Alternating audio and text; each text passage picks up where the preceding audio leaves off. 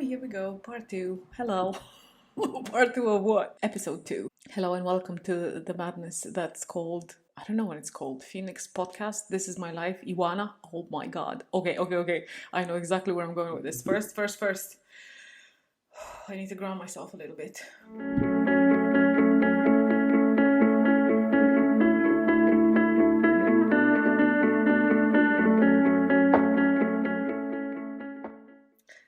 So, man, if you want to do this with me, you can close your eyes. Pull my chair a bit closer. My window's open, so maybe you can hear the background of that too. Anyway, maybe not.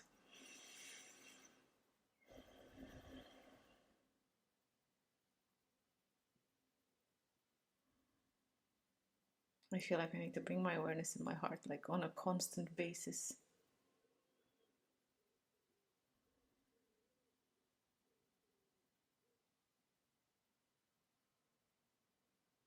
And just taking a few deep breaths helps do that for me. So hello. Welcome to today's madness. Normal. I don't know. Everything. Everything is madness, everything is normal. These are my earrings today. I am so in love with them. This is my attire today. I think I done that last week. I actually cut the grass in this summer dress today, which is the funniest thing.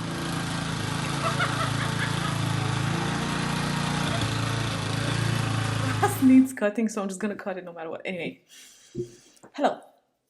I think I said hello already so many times. I don't know what the subject of conversation is gonna be today. And I know every time it's gonna revolve around me and my life because I am the universe experiencing itself through my body, through my life, through my experiences. I did mention my name, which currently is Phoenix, and also my given name at birth was Iwana, and that is spelled as Ioana. So a lot of vowels and one consonant.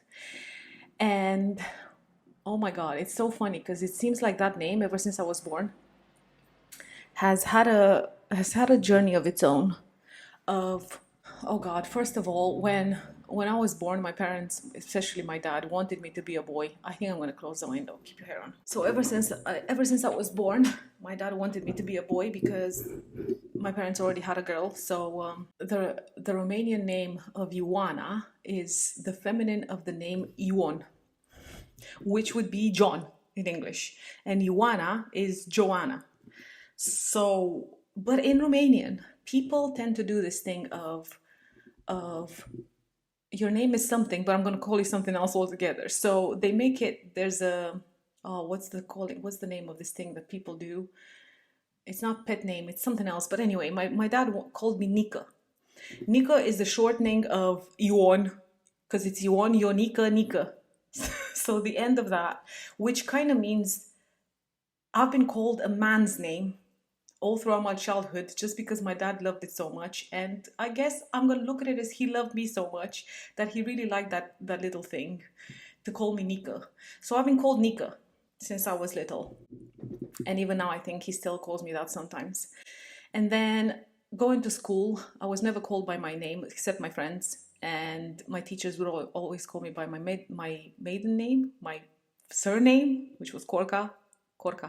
I'm even though I'm saying it with an English accent, even though normally it doesn't have an accent. So, okay, the name. Then moving to the UK was another fucking hurdle because, first of all, in writing, because my name starts with an I. A lot of people, I don't know how this happens in people's brains, they think it's an L, even though when you write an L, it's L shape. The I is just one line. So I don't know how people got confused. Reading it, they would think it's Loana. So that was kind of happening in my documents. And I'm like, okay, it's not Loana, it's Ioana, people. Anyway, people were, every time I would introduce myself as Ioana, what? Huh? And I understand what I did at the time, which was trying to mold myself and make life easier for others, which was part of my whole people-pleasing personality, because I am a recovering people pleaser. And I thought, oh, do you know what? My name translated in English, so Ioana translated to English is Joanna. So I thought instead of it being Joanna, because it's so much, just call me Joe. Simple, easy, bam. So I've been called Joe for, oh my God, the first maybe 10 years of being in the UK. And then at a certain point, Jojo started creeping in. I don't know.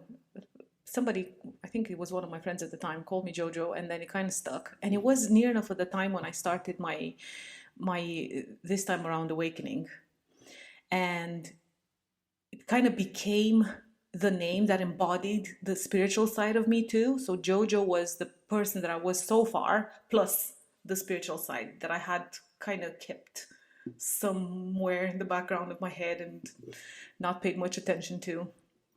So I've done that part of becoming Jojo.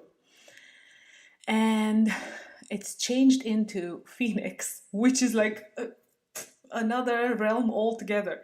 When I joined the Beyond Limits course, I think I spoke about it in my other episode of Em, Scott, and Simon, the three magicians that supported me in my expansion that I have learned so much from. In that course that they were doing at the time, called Beyond Limits, one of the, I would say, requirements was to choose another name for yourself, because the name that we carry with ourselves throughout our lives is not who we are. It's just a personality that we build around that name. So in my case, it was the same. Like Jojo was this person that was a mother, that had 3 children, that had a house, that had a wife. I said this last time. Maybe my husband was my wife. Maybe that's what happened. Maybe he was the wife and I was the husband in the relationship. Oh, so anyway, we had to choose another name and write down all the things, all the ways in which that person would present themselves and how they would be in their life, and how they would live, how they would talk, how they would what they would put out into the world, all of that part, including writing down, the things that who that person was. So it's basically creating another personality. It's a bit like Joe Dispenza, right? Your personality creates your reality. Oh, fuck. I forgot how it goes. You create a different personality. You change your personal reality. Fuck, I don't know how it goes. I cannot think of the saying that he says. It doesn't matter. It's a different personality for a different personal reality. Somewhere in those lines. So with my Phoenix persona, I just became another person, still embodying some of all the other traits that I had from the other personalities that I had, but maybe only the ones that I wanted to keep, because I have come to the conclusion that all throughout my life, I have gained knowledge and information and picked up things from people around me, not necessarily things that I wanted to have, but anyway, one way or another, we're all a conglomerate of things that we learned from our parents, from teachers, from friends, from, I don't know, other personalities, spiritual teachers, whatever. We learn information from books. It comes through us one way or another, and we become that person. We become this bundle of information and knowledge. So I knew there were a lot of things that I had learned throughout my life that I wanted to keep about myself. Like, I don't know, I like to clean. I think I've mentioned this before. I like to make order into things. I love order. I don't know, I just love when things come together and it's all from chaos to order. And I think that goes in general. Only when it's out of my control, I don't like it as much. I don't think anybody does. Anyway, so I became Phoenix. That was the name that I chose for myself. It just came to me when I was watching part of the course and Scott was talking about other people choosing their names and stuff like that. And he mentioned, I don't know, people have like Thunder or Lion or Lioness, whatever, names like so. And I thought, oh, would I be a unicorn? I'm like, yeah, I could totally be a unicorn. And then I thought, doesn't resonate that much. And then Phoenix came to mind. I'm like, oh my God. I just had, when your body reacts to truth? That's what it felt like. Phoenix resonates within my body. There's something to it, so I'm gonna be Phoenix. And it is such a massive difference between Jojo, Ioana. It's quite a big one. And it took me a while to actually present myself as that. And now I present myself as Phoenix, introduce myself as Phoenix to anybody else. But also, if somebody calls me Joe or Jojo or Ioana, I'm still, yes, I'm looking because I am those persons too, but I am none of them as well. Just as much as I'm not Phoenix either. I am not my name after all. That's been my whole thing throughout my life, realizing that I am not my name. Just as much as I am not necessarily just a mom or just a wife or just the job that I'm doing. It's the boxes that we put ourselves in. So the box of the name had become that too for me.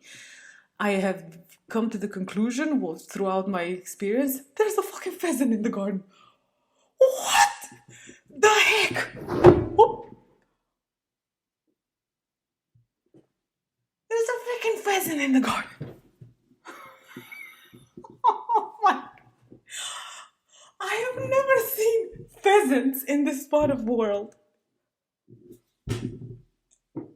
Okay, I live on a main road. And even this is sidetracking me so hard from whatever the fuck I was saying. Maybe that's why, because I needed to stop that fucking story.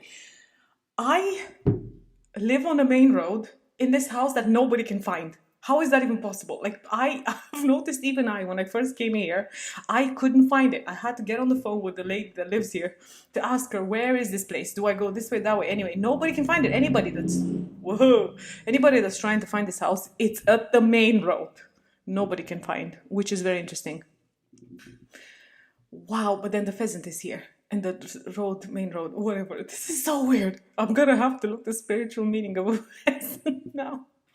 Oh my god, sidetracked altogether. Wow, so name changes. I feel like that's what's happened throughout my life. As I changed, my name changed. And I know most recently, this is what I have figured out, that in all these name changes, I have forgotten about Ioana. It feels like ever since I was born, I never fully embodied that name, and even now it's been in the back of my head. Maybe I need to go back to Ioana, like fully in my documents and everything to do with the 3D government reality. I am Ioana Corca. Wow, that sounds so powerful. Everywhere else, I'm Phoenix. But even if, for example, I go for an interview and hi, I'm Phoenix, but then in my CV it says Ioana Corca, I'm like, "Ugh." So recently, I've known this for a while. I've known that by changing my name, there's a part of me that's being neglected or denied or not fully integrated. And in saying that, I recognize now that because I've got that awareness, I feel like I'm already working towards integrating it. And it has been part of my inner child thing, like part of my inner child work. And besides all that madness, because now I think in English, like it's not even, I don't even think in Romanian anymore. I feel like that's maybe partly where I still need to do some work in integrating the Romanian part of me. Because I remember a while ago, I had this thing of there's so much magic in my Romanian roots. There's so much magic in my Romanian... Ooh, squeaky. My self-made affirmation bottle. There's so much magic in my Romanian roots. And I had this come through to me in one of my meditations, the two words, medicine woman. And then what that means for me, because it's not necessarily knowing about plants and their purpose and whatever, even though I feel like there's something there. I haven't explored that avenue that much yet. Anyway, in the meantime, let me cross my legs. In the meantime, that's been my evolution, the evolution of my name throughout my life. And I know I have heard about many other people that have gone through their spiritual awakening and chosen another name for themselves and then embody that and then realize that they haven't fully integrated their given name. And even so, it's not like my given name is who I am either. There's a part of me that feels that there's some truth in the charge of the name that you come into the world with, and whoever, my higher self, has chosen that for me at the time of descending into this world. Also, sometimes last year, because I love exploring and I love trying new things and I love dipping my toe in a lot of places, which I have done throughout my life, dipped into numerology and the numerology of my name. And I sat down and I wrote down my name. I only have two. I don't have a middle name, by the way. It's just that, Ioana Corca. I guess this is a Romanian thing. Maybe lately they add middle names and whatever, which I'm so appreciative of. Oh my God, I'm going on another tangent altogether. But I feel like everybody that names their child as themselves or their grandparents is like putting the charge extra charge of the family onto that child. All the history goes into that child. We already carry everything internally to the DNA of our ancestors and all the history of our families. It's already in our bodies. Why put that onto our child as well? That's another thing. So I'm very grateful for my parents that they didn't name me as themselves. You know, I've got my own unique name from all whatever madness they had. Oh, where was I? Oh yeah, numerology. So I sat down and wrote down my name and wrote out each number correlating to my name, and noticed that Ioana adds up as 8. No, it adds up as 22, and Corca adds up as 22 as well. Now, whoever knows does numerology knows that 22 is a master number. My brain, at the time when I discovered that, I just put the pen down. I was like, oh my god. Just to know that both my name, my surname, and my given name, first name, are master numbers. It was a bit mind blowing. And then the next thought was, oh, don't get too much in your head about it, you know, because I remember when I first discovered numerology back in my 20s, because at the same time, when I was in my 20s, going through my first awakening, I've experienced a lot of the stuff that I'm kind of going through now, only at another kind of level. And I remember doing my life path number, and my life path number is 11. So then, ever since then, just whoever does numerology, go look into the life path number 11. I have had this God complex because that's what it is. Oh my God, I gotta save the world. I gotta do this and I gotta do that. I gotta embody. I gotta become this person. I am supposed to have this major impact in the world, and I need to step into that greatness and into that power. And at the same time, oh the fuck I do. You know, because that was my thing. Like, I can't be that. I cannot be that. And I know how much it can start with parents or people close to us. The words that somebody else important in our life says have a major impact in us. They can say you're dumb, or you're beautiful, or you're stupid, or you're so clever, or you're so smart, intelligent. Whatever people tell us, we kind of take as truth many times, whether we like it or not. So at the time, me reading that was, oh my God, I have got this major purpose in life that I need to fulfill. And how the fuck am I going to do that? Because I'm just me, you know? So doing that at 20, and then now last year, realizing that my given name, the one that I came with in this world, both of them are 2 master numbers. And of course, you add those 2 and it goes to 8, which is the infinite for me, which is to do with money and business. And you either have one end of the stick or the other end of the stick. So you need to learn to balance it. So I'm like, what the fuck am I doing to myself? I'm just going on all these areas now and avenues of my reality and who I am and what I'm doing, and got too much in my head because I thought, okay, so my life path number is 11. My name is, both names are 22 and 22, which is like, ugh! Plus, I'm an Aquarian, because of course. Aquarians are the best. I am the best. But then at the same time, see, I'm saying that with a bit of sarcasm. And this is the part of my growth that I've learned, noticed that I'm going through, of accepting my greatness.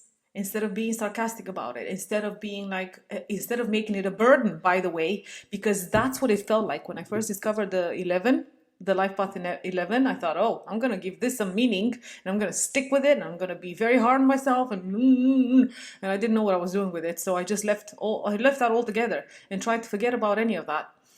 And then more recently, it feels like no matter what life path number anybody has, what does that do to help you on your day-to-day basis? That's what I kind of got to. This is what I'm realizing more and more lately. Okay, I've got this name. I've got these numbers attached to them. Astrology tells you this. Tarot tells you this. Life path, past lives, whatever. We learn so many things because that too, gone into the past life thingies as well. Last year, same thing, more recently. And thinking, okay, how is this going to help me in my current life? Because this thing of what is my purpose in this lifetime and what am I supposed to do? Why am I here? Why do I have life path number 11? Now, all these things going on in my head. just that's exactly what they do. They just overwhelm my brain. Hence the beginning of this conversation with myself, this monologue of going into my heart for a little bit, taking a few deep breaths. It feels like this is what I'm reminding myself constantly throughout the day. Take a few deep breaths and come down from all this into here. Because maybe, see, partly because I'm Aquarius. I've got the tendency to be in my head quite a lot and be very thinking, blah, blah, blah. So energy is happening externally, and I know everything has an influence on us. But I also know not to give my power away fully to all those things externally of me, including other people. Because I think I touched on this last week when I said about the superiority and inferiority complex that I have gained from my dad. That I believe that a lot of us, I don't think I'm any special or any different than than majority of the people in the world. You know, when I say that we all kind of touch onto those somewhere in our lives. We all kind of tap into that. I'm better than this person, or I'm far worse. Oh, they know better than me. I don't think there's ever a point in our lives when we're so, maybe there is, so balanced that we don't have that. Oh, this person knows better. And in certain ways, if you think about it, there's different people that have different knowledge in different areas that makes them great in that area. It doesn't mean that they're greater than me or anybody else. Same as the opposite. If I have a certain skill or a certain side of me that's more developed, it doesn't mean that I'm better than anybody else or far worse than whatever. You know, it's just different. We're all different. We all excel in different parts, in different areas, in different avenues. I remember hearing this from Matthias Stefano. There's a story that he tells about when he started remembering his past lives. Hold up, gotta remember the story. He was in school and he was very good at math. And then when he started remembering all his past lives, he couldn't do math at all. Like that part just went completely. And then I can't remember exactly the words that he asked his spirit guides to, what the heck is going on? Why am I so crap at it now when I was so good at it? And he was told, no, don't worry, somebody else is going to take care of it. Which to me makes so much sense. Because there's, let's say, mechanics. I haven't done a thumbs up. Why the heck? 2 thumbs up. And I know that does something else. Go on, you can do it. I know mechanics, right? They have so much knowledge in that area. It doesn't mean that I need to know. It doesn't mean that I need to get overstressed and over complicated in my life to figure out how to be a mechanic, because that's their path in this life. It's the same as my hair cells, right? Not knowing what my nail cells know.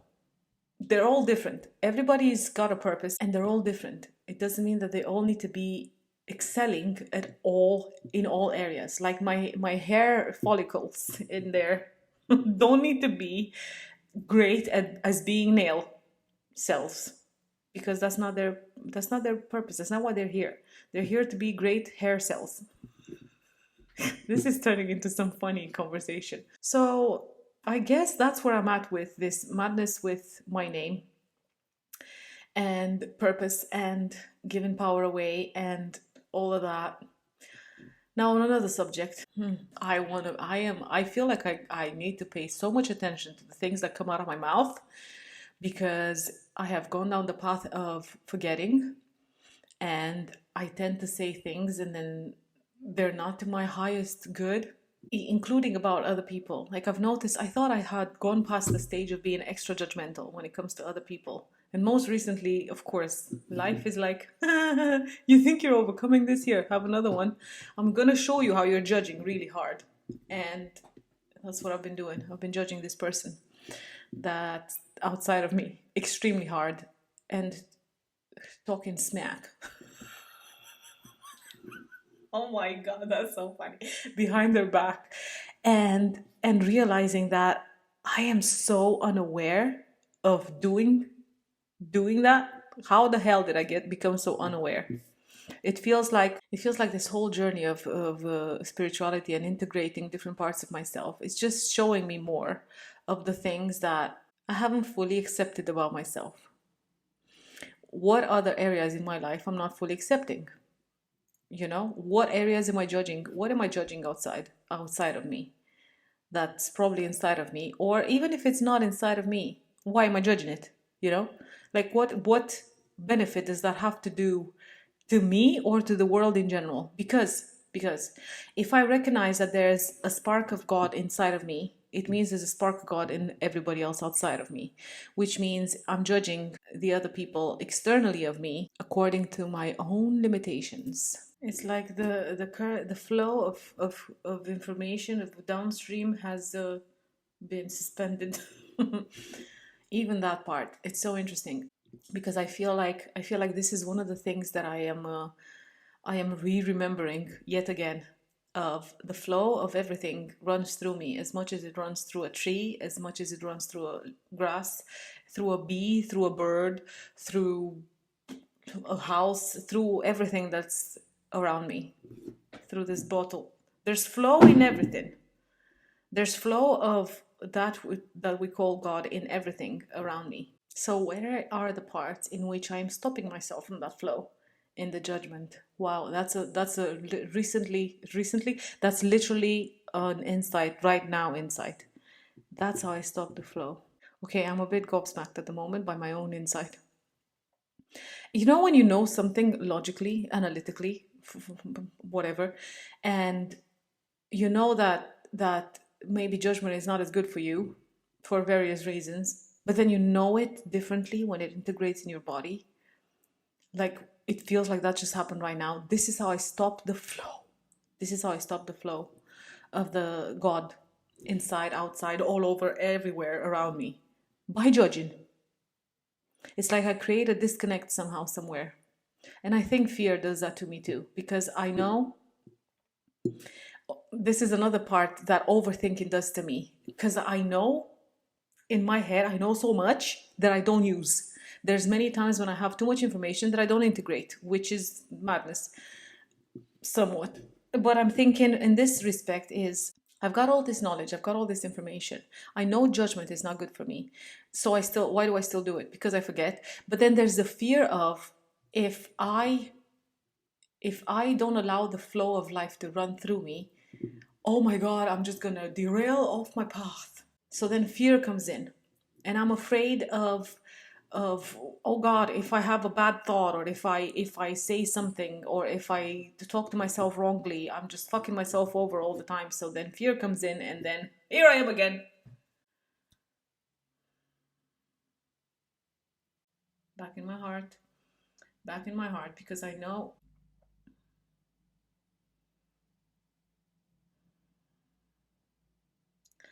fear is not going to help me in any kind of situation. I know that whatever I do in my life, I am always being looked after. I know that it's happening constantly for me. The flow of life, there is no such thing as going down a wrong path. It's always the right path. I'm always on my right path. I am always learning and growing.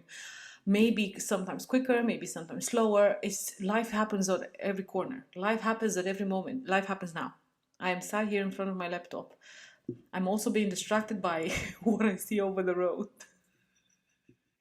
Because there's life over there too.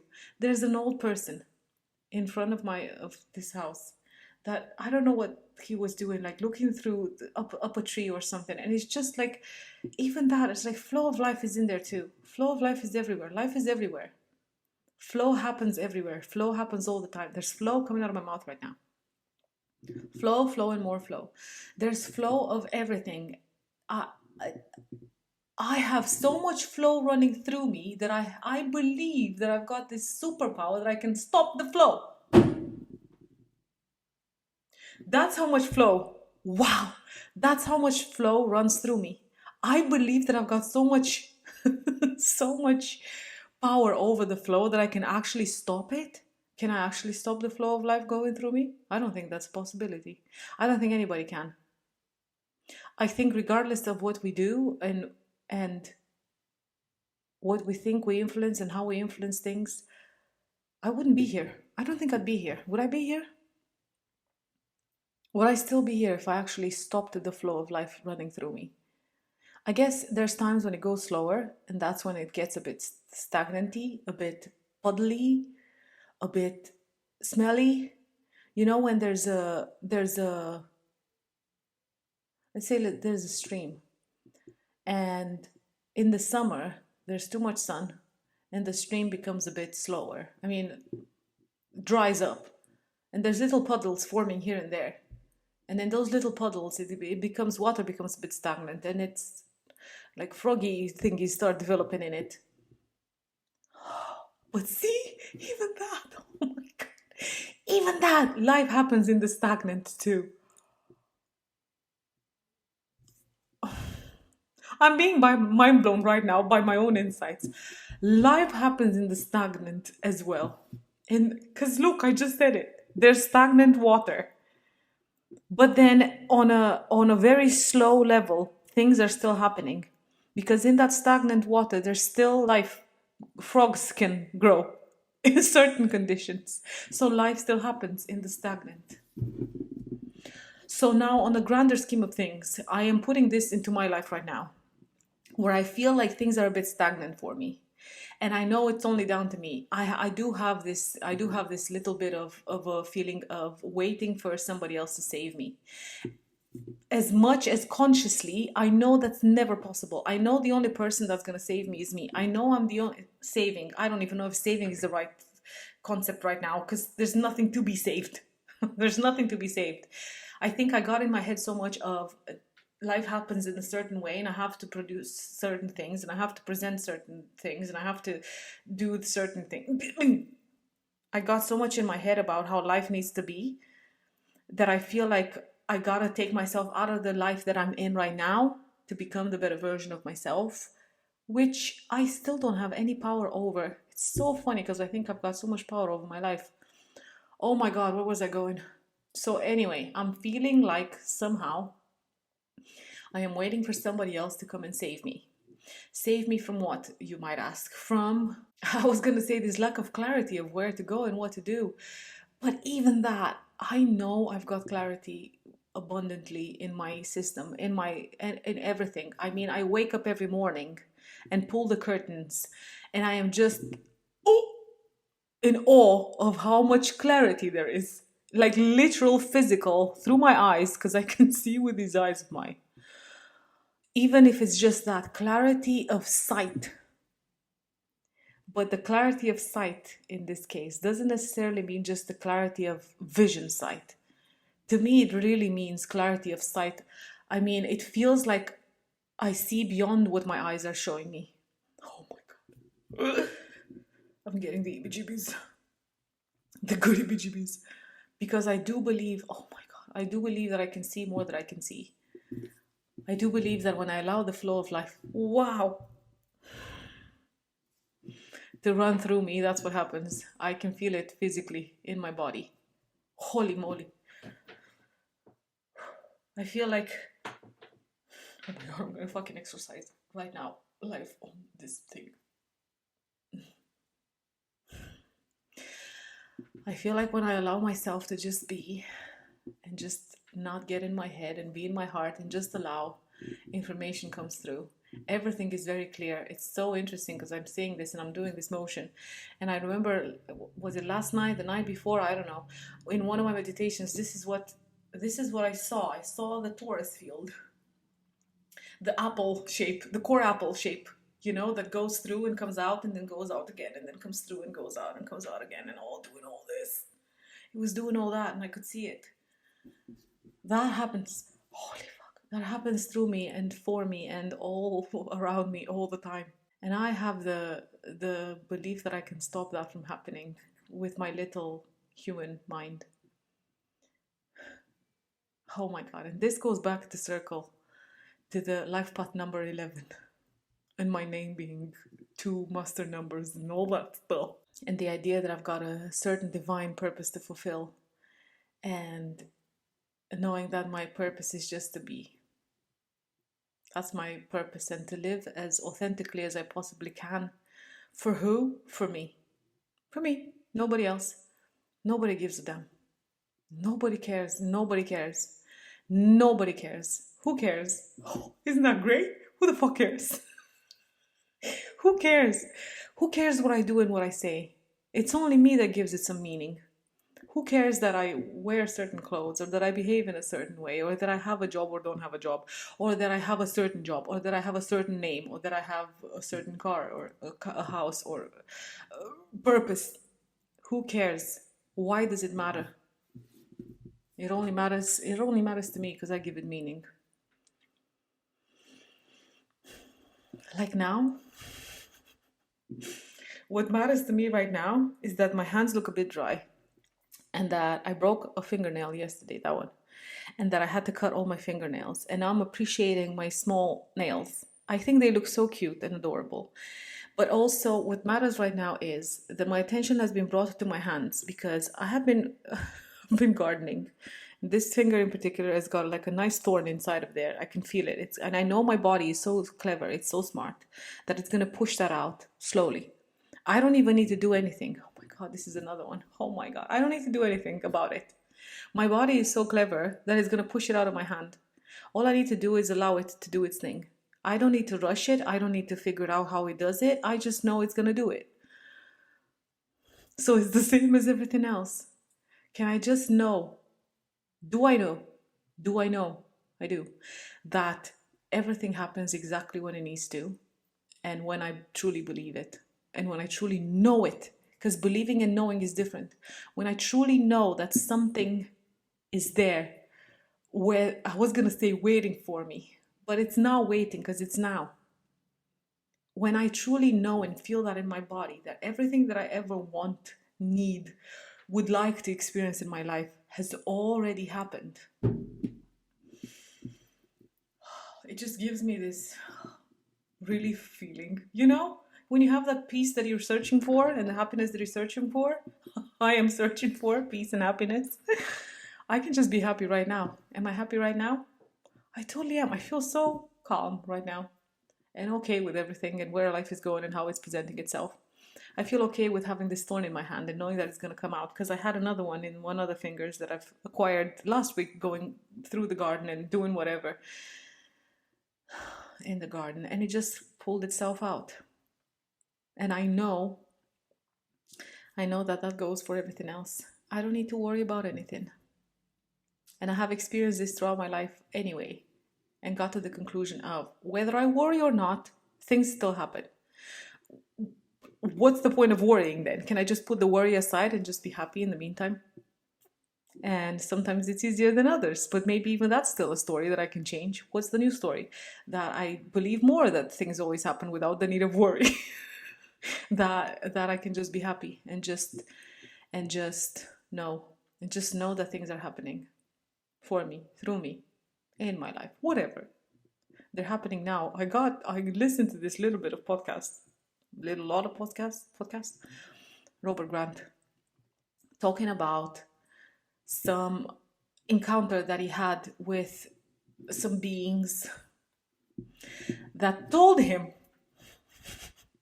that the pyramids were built 13,000 years from now on. Now, you're probably doing the same thing that I did, that I'm doing now too. Like, what? Hold on a minute. 13,000 years from now on?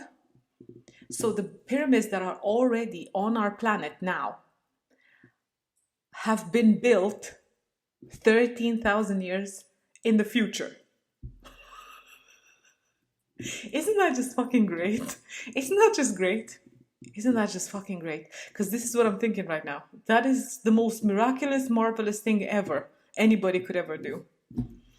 Knowing that the past and the future are just now anyway. And that you can go back and forth between them. Oh, I like that. I like that. My earrings. You can go back and forth. I remember having this insight probably a few years ago where I thought, I felt the memory of the future, because we all sort of kind of remember the past and remember feelings that we had from the past. And I just had this feeling of something that's already happened in the future. And I'm like, oh my God, I actually feel it. And not that I'm like imagining what it's gonna be like, or imagining, visualizing what I would want to experience and visualizing what I would want to feel. I actually felt something from the future. I'm doing that because there is no future, right? There is no future, there is no past, it's only now. And this has been my I was gonna call it nemesis, but it's not. This has been my thing lately.